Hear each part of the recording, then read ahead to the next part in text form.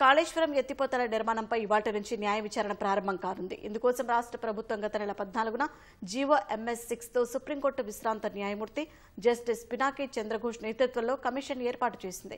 ఈ నేపథ్యంలో ఆయన ఇవాళ మధ్యాహ్నం హైదరాబాద్ రానున్నారు. నగరంలోని బీఆర్కే భవనంలోని 8వ అంతస్తు జీ బ్లాక్లో కమిషన్కు కార్యాలయాన్ని కేటాయించారు. నీటిపారుదల శాఖ ప్రత్యేక కార్యదర్శి Prashant Jeevan Patil, ENC Anil Kumar, deputy ENC Srinivas నిన్న బీఆర్కే భవన్లో మౌలిక సౌకర్యాల ఏర్పాటును పర్యవేక్షించారు. సాధారణ పరిపాలన శాఖ ఆధ్వర్యంలో కమిషన్కు ప్రోటోకాల్ ఏర్పాట్లు, ఎస్కార్టును సమకూర్చారు.